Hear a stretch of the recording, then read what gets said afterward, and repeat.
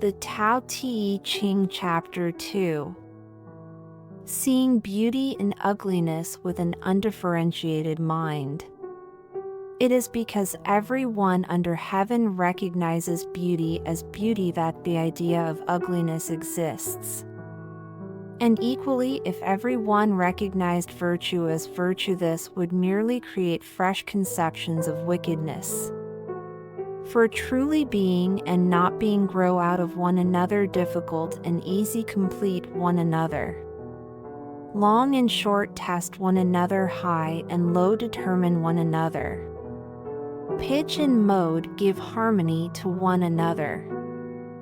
Front and back give sequence to one another.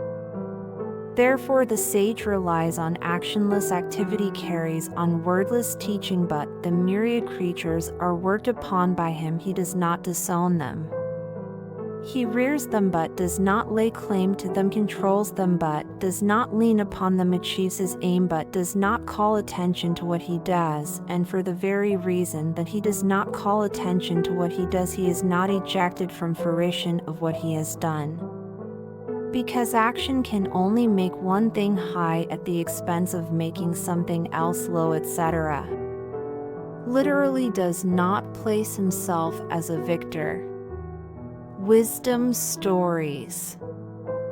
Shisha Review. In the spring and autumn period was one of the four most beautiful women in Chinese history, and she was already beautiful when she looked for plain clothes and a little bit of makeup. Shisha's family also lived next door to a woman named Dongsher. While Shisha was beautiful, Dongsher was not. So Dongsher began to imitate Shisha's dress and hairstyle, but still no one complimented her on her good looks. Once Dongsher saw Shisha frowning slightly on the street, saying that her heartache was coming back and she needed to buy some medicine, and when Dongsher saw his hand covering his chest and his eyebrows furrowed, he could not help but be fascinated by his delicate beauty.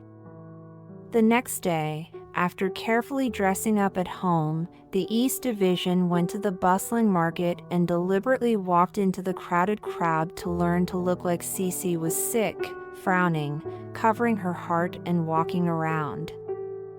But her artifice, so that her already ugly look more ugly, beauty once there is a recognized standard, other people do not meet this standard, will do everything possible to this standard, so that the artifice, falsification, where there is beauty to speak of it? There is a story in history, called the King of Chu, like waist-thin people. The King of Chu liked to see his ministers all waist-slim. He thought this is called pleasing to the eye. Some waist-thin ministers also received praise and favor, so that the officials of the state of Chu, in order to get favor, they began to use a variety of ways to lose weight and thin waist. Some eat only one meal a day, hungry eyes. Some morning some of them got up in the morning and dressed with their bellies tightened, holding their breath and using belts to tighten their waists, so that the physical quality of the great gods declined so fast that they could barely stand by holding the wall. After a year, the ministers are all as thin as a bone, the face like a vegetable, weak, so sick, and how to call it beautiful? In fact, there is no such thing as beauty and ugliness in everything. It is only because people have defined the concept of beauty and ugliness that they refuse to treat ugliness fairly in life, which has led to many unhappy lives. Let go of your obsessions and keep a normal mind to see things as they are.